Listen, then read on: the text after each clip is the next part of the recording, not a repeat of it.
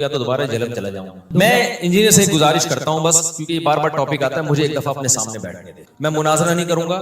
میں جیسے آپ نے ہر ایک کو سوال کرنے کی اجازت دی ہے, میں بھی آپ سے ایک طالب علم بن کے آؤں گا, اسٹوڈنٹ کی حیثیت سے, بہت ادب سے, بہت تمیز سے, کوئی جھگڑا نہیں, کوئی پھڈا نہیں, ایسے بیٹھوں گا آپ کی خدمت میں, آپ کے چرنوں میں, آپ کے پاؤں میں, آپ سے سوال پوچھوں گا. آپ نے یہ جو حدیث پڑھی تھی اس دن, اس کا جو ترجمہ کیا تھا, یہ کون سی کتاب میں لکھا ہوا یہ والا ترجمہ, سمجھ رہے؟ آپ نے جو یہ کہا تھا کہ کسی نے بھی اس حدیث کو صحیح قرار نہیں دیا, تو یہ آپ کو خواب آیا تھا, یہ کسی بزرگ نے کوئی الہام ہوا تھا, فلاں فلاں نے اس کو صحیح قرار دیا ہے, آپ نے کیسے پھینک دی؟ آپ نے جو اس دن یہ کلپ میں فرمایا تھا کہ یہ علماء دیوبند کا گڑھا ہوا عقیدہ ہے, تو یہ تو ہزاروں سال سے یہ عقیدہ چلا آ رہا ہے, تو گڑھا ہوا تو وہ چیز ہوتی ہے جو ایجاد کی ہو, تو یہ آپ نے کیسے بہت لمبی, یعنی بہت تمیز سے نا, پھینکنا کا لفظ استعمال کروں گا کہ اتنے سوالات ہیں نا, بے ہوش نہ ہو جائے نا, میرا نام بدل دینا, بھاگ جائے گا. وہ پتہ ہے کیا کہتا ہے, کلپ بازی کرو. کلپ بازی میں پھر یہ ہوتا ہے کہ وہ ایک لمبی بحث چلتی ہے نہ ختم ہونے والی, اس کے بہت سارے, ابھی دیکھو نا کلپ بازی ہوئی ہے نا عدالتی خلا پہ, میں نے اتنا مدلل ریکارڈ کروایا, مان لیا اس نے, ایسا پی گیا, ایسا گھما دیا, اس کے اسٹوڈنٹ بھی کہنے ہاں اس نے تو یہ دعویٰ ہی نہیں کیا. تو اس میں خیانت آسان ہوتی ہے, جب فیس ٹو فیس بیٹھ کے بات ہوتی ہے نا تو پھر بھاگنا بہت مشکل ہوتا ہے. اب یہ عبداللہ بن عباس والی حدیث جو ہے, جابر بن زید کہتے ہیں کہ عبداللہ بن عباس وہ کہتے ہیں میرا خیال یہی ہے کہ ظہر کو مقدم کیا تھا, اثر کو, ظہر کو مؤخر کیا تھا, اثر کو مقدم. فوراً انجینئر نے کیا کہہ دیا, کوئی حنفی نے یہ بول دیا ہے. تو میں جب سامنے بیٹھا ہوتا میں کہتا ہے kindly excuse me sir please, ہم اسکول میں تھے نا, ایکسکیوز می ایسے اپنی مس کو جب ہم نے کو پوچھنا ہوتا تھا نا, میس, وہ دیکھا 50-50 میس, میں کہتا سر پلیز. پھر میں کہتا سر یہ حنفی کا الزام غلط ہے, اس کے اوپر یہ عبداللہ بن عباس کا شاگرد ہے یہ, اور نسائی میں تو خود عبداللہ بن عباس سے منقول ہے یہ, لیکن چلو اس میں اضطراب ہے, اس میں بعض لوگ کہتے ہیں عبداللہ بن عباس کی طرف اس قول کی نسبت درست نہیں ہے. تو ایسے ایسے بلنڈر ہیں, لیکن آپ نے یعنی بالنگ بھی خود ہی, بیٹنگ بھی خود ہی, اور امپائر بھی خود ہی. ایسے میچ میں جیتنا, وہ شعر یاد کر لو بس, ہم کو دیکھ کے شرماؤ تو شرمانے کی داد بھی دیں. شاعر اپنی محبوبہ سے کہہ رہے تم ہر وقت شرماتی رہتی ہو نا, یہ کوئی شرمانا کوئی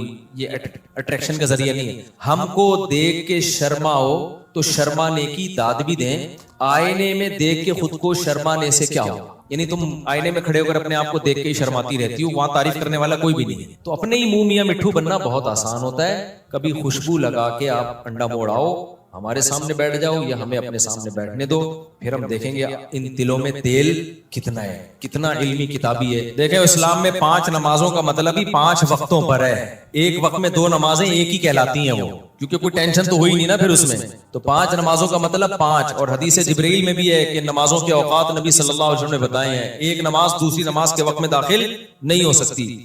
حج جو ہے وہ خلاف قیاس ہے, حج کے بہت سارے کام عقل سے اور عام روٹین سے ہٹ کے کرائے جاتے ہیں. ہمیں سلا ہوا کپڑا پہننے کی اجازت نہیں ہے, ہمیں خوشبو لگانے کی اجازت نہیں ہے, اور بھی بہت سارے کام ایسے ہیں. بال کاٹنے کی اجازت نہیں ہے, حالانکہ ناخن کاٹنے کی اجازت نہیں ہے, حالانکہ عام حالات میں تو ناخن کاٹنے کا حکم ہے. تو حج میں کچھ روٹین سے ہٹ کے کام کرائے جاتے ہیں. عبداللہ بن مسعود رضی اللہ تعالیٰ عنہ کی بخاری مسلم کی صحیح حدیث ہے.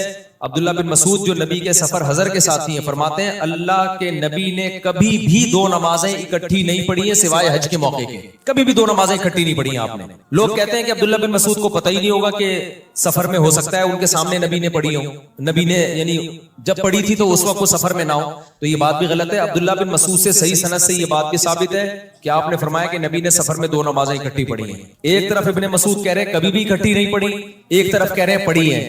اس کا مطلب جو پڑھی ہیں اس کا مطلب کچھ اور ہے, اور نہیں پڑھی ہے اس کا مطلب کچھ اور ہے. جو پڑھی ہیں وہ ایسے پڑھی ہیں کہ ظہر کو مؤخر کیا, آخری وقت میں پڑھا, اور عصر کو مقدم کر کے اول وقت میں پڑھا. اس طرح سے پڑھنا ثابت ہے. یہ جو بخاری مسلم کی حدیث ہے نا, اس میں اب انجینئر نے بہت بڑا بلنڈر کیا. میں آپ کو بتا رہا ہوں نا کہ مجھے وقت ملے دعا کرو, اس کو میں ایسا ایکسپوز کر سکتا ہوں الحمدللہ کہ, لیکن اس کے اسٹوڈنٹ ڈھیڑ بہت ہیں. مسئلہ ان کے ساتھ یہ ہے, اتنے بڑے بڑے بلنڈر یہ آدمی کرتا ہے. اس نے پتہ ہے کیا کیا ہے؟ دیکھو عبداللہ بن عباس کی حدیث ہے جس میں آتا ہے کہ عبداللہ بن عباس رضی اللہ تعالیٰ عنہ درس دے رہے تھے, نماز کا ٹائم جا رہا تھا, تو کسی نے کہا کہ آپ نماز پڑھائیں, تو عبداللہ بن مسعود نے اس کو ڈانٹا, سوری عبداللہ بن عباس نے, اور عبداللہ بن عباس نے ظہر کو مؤخر کیا اور ظہر اور عصر ملا کے پڑھی ہیں انہوں نے, سمجھ رہے. اب عبداللہ بن عباس کے شاگرد ہیں جابر ابن زید. اچھا احناف بھی اس کے قائل ہیں. عبداللہ بن عباس سے پوچھا گیا تو انہوں نے فرمایا نبی نے اسی طرح 2 نمازیں اکٹھی پڑھی ہیں, بغیر خوف کے, بغیر بارش کے, بغیر سفر کے, کوئی بھی عذر نہیں تھا, لیکن نبی نے 2 نمازیں اس طرح سے اکٹھی پڑھی ہیں, تو میں نے بھی اس طرح پڑھی. اب عبداللہ بن عباس کے شاگرد ہیں جابر ابن زید, ان سے کسی نے پوچھا کہ شاید اس طرح سے پڑھی ہو کہ ظہر کو مؤخر کیا ہو اور عصر کو مقدم, یعنی دونوں نمازیں پڑھی اپنے ٹائم پر ہیں, لیکن چونکہ درس چل رہا تھا, ضرورت تھی, کبھی کبھار ایسا بھی کرنے میں کوئی حرج نہیں ہے, تو اس لیے عبداللہ بن عباس نے ظہر کو آخری وقت میں اور عصر کو اول وقت میں. تو جابر ابن زید کہتے ہیں کہ میرا بھی یہی خیال ہے. اب اس سے احناف کے موقف کی تائید ہو رہی ہے کہ کبھی اگر کوئی عذر ہو تو اول وقت میں پڑھنے کے بجائے آپ ظہر کو آخر وقت میں لے جاؤ اور عصر کو اول وقت میں لے جاؤ. تو یہ احناف کا بھی یہی موقف ہے, اس طرح سے آپ جمع کر سکتے ہیں. انجینئر نے اتنی بڑی خیانت کی ہے, اس نے کہا کہ وہاں کوئی حنفی بیٹھا ہوا تھا اور اس نے یہ تعویل کر دی کہ ظہر کو مؤخر کیا, عصر کو مقدم کیا. اور بھائی وہ جابر بن زید وہ عبداللہ بن مسعود کا شاگرد ہے, راوی ہے, وہ بتا رہا ہے. تو میں انجینئر کے اندھے مقلدوں سے پوچھتا ہوں, عبداللہ بن عباس کی ایک حدیث کا مطلب وہ ہے جو ان کے شاگرد بتا رہے ہیں, اور ایک مطلب وہ ہے جو جہلم میں 15ویں صدی کا بندہ بیٹھ کے بتا رہا ہے. تو تمہاری عقل پہ تالے پڑ گئے ہیں, تم ایسے اندھے ہو گئے ہو کہ ان کا شاگرد جو عبداللہ بن عباس کو دیکھ رہا ہے یا دیکھ نہیں رہا, ان سے ابھی مجھے پورے الفاظ یاد نہیں ہے کہ وہ ڈائریکٹ ان سے روایت کر رہا ہے یا ان کا شاگرد شاگرد ہے, لیکن وہ اس پہ حنفی شافی کی کوئی چھاپ نہیں لگی ہوئی. وہ بیان کر رہا ہے کہ ایسا ہی ہوا ہوگا کہ ظہر کو مؤخر کیا اور عصر کو مقدم کیا ہے. اس کو یہ کہہ کے اس نے ٹال دیا کہ کوئی حنفی بیٹھا ہوا تھا, اس نے یہ تعویل کر لی, اور یہ سارے اندھے بیٹھے ہوئے ہیں اور کہہ رہے ہیں ہاں کوئی حنفی بیٹھا ہوا تھا اس نے. عبداللہ بن عباس کا شاگرد جو مطلب بتا رہا ہے وہ مطلب اندھی تقلید ہے, اور انجینئر جو مطلب اپنی طرف سے تھوپ رہا ہے کہ ظہر کو قضا کر کے انہوں نے عصر میں پڑھی ہے. اگر اس حدیث کا یہ مطلب بیان کیا جائے نا, بغیر عذر بغیر وجہ کے ظہر کو عصر کے وقت پہ پڑھا ہے, تو پھر یہ عصر کی نماز کی جو حفاظت کا قرآن نے حکم دیا, حافظوا علی الصلوات والصلاۃ الوسطی, خصوصاً درمیانی نماز کی حفاظت کرو, اس کا مطلب کیا ہے پھر؟ اور وہ جو حدیث جبریل میں آتا ہے ظہر کا وقت یہاں سے یہاں تک, عصر کا وقت یہاں, یہ اس کا مطلب کیا ہے؟ جب بغیر کسی وجہ کے بھی یہ جائز ہے, تو نمازوں کی حفاظت کے بارے میں جو قرآن کی اتنی آیتیں ہیں کہ والذین هم علی صلواتہم یحافظون, ایمان والے اپنی نمازوں کی حفاظت کرتے ہیں. عبداللہ بن مسعود کہتے ہیں اس کا مطلب ہے نماز اپنے ٹائم پہ پڑھتے ہیں. تو عبداللہ بن عباس اتنی بڑی غلطی کریں گے, اور یہی تعویل بڑے بڑے علماء نے کی ہے. اہل حدیث علامہ شوکانی اہل حدیث عالم ہیں, انہوں نے یہی مطلب بیان کیا کہ ظہر کو مقدم کیا تھا اور عصر کو, ظہر کو مؤخر کیا اور عصر کو مقدم کیا, نمازیں اپنے ٹائم پہ ہی پڑھی ہیں.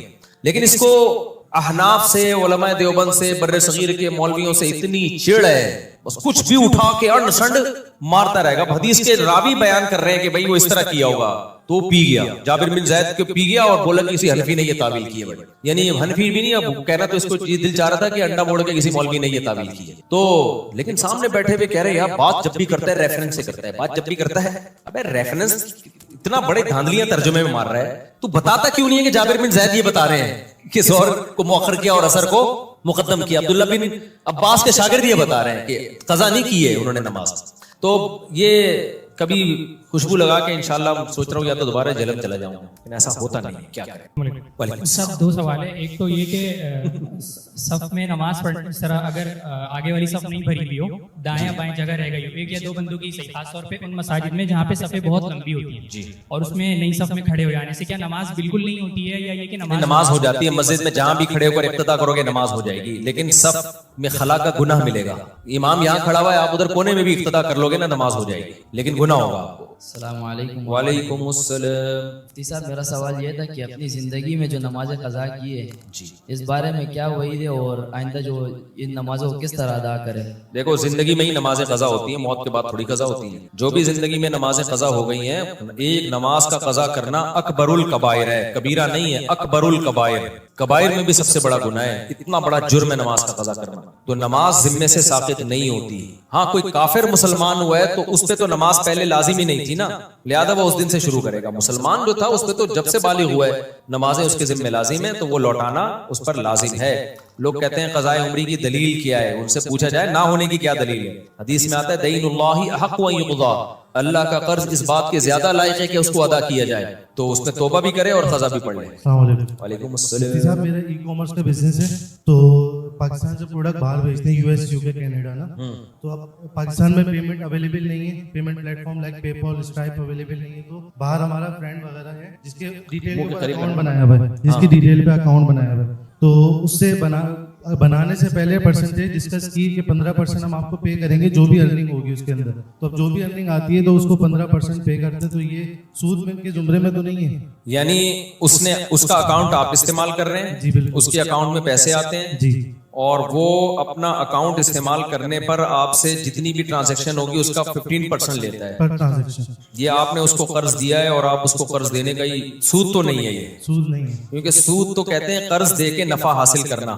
ٹھیک, تو آپ نے تو اس کو اس کے اکاؤنٹ میں گویا اگر اس کو ہم قرض بھی سمجھتے ہیں نا, قرض دے کے الٹا اسی کو 15% دے رہے ہو آپ, تو یہ سود میں نہیں آتا. باقی یہ کہ یہ شرعن جائز ہے یا نہیں ہے, تو دیکھیں اکاؤنٹ استعمال کرنے کا متعین پیمنٹ ہونی چاہیے. یہ جو پرسنٹیج کے حساب سے کر دیا نا, پرسنٹیج کے حساب سے جب پروفٹ ہوتا ہے جب ایک کی محنت ہو اور ایک کی انویسٹمنٹ ہو, تو یہ تو مزاربت بھی نہیں ہے اور مشارکت بھی نہیں ہے, یعنی دونوں کی پیمنٹ بھی نہیں ہے کہ اس میں ہم شرکت کوئی کاروبار ہو رہا ہو پیمنٹ ملا کے, نہ مزاربت ہے. تو محض اکاؤنٹ استعمال کرنے کا ایک متعین کرایہ آپ اس کو دے سکتے ہیں. تو اس کو اس طرح سے کہہ کریں کہ بھائی میں آپ کا اکاؤنٹ استعمال کروں گا, اس کا اسپیسیفک میں اتنا رینٹ دیا کروں گا آپ کو. اور سب دوسرا سوال یہ ہے کہ جس طرح سے بات کی جاتی ہے کہ ریاست کے ساتھ جو ہے نا وہ ایک تعمیری رویہ ہونا چاہیے, مطلب بغاوت کا یا جھگڑے کا, فساد کا نہیں ہونا چاہیے. جی, البتہ احتجاج کرنے کا حق ہے. تو کل یا پرسوں کی بات ہے, یہ فلسطین کے سلسلے میں اسلام آباد میں ریلی وغیرہ ہو رہی تھی, سینیٹر مشتاق احمد خان وغیرہ ان کی ٹیم تھی پوری, تو جس طرح سے ان کو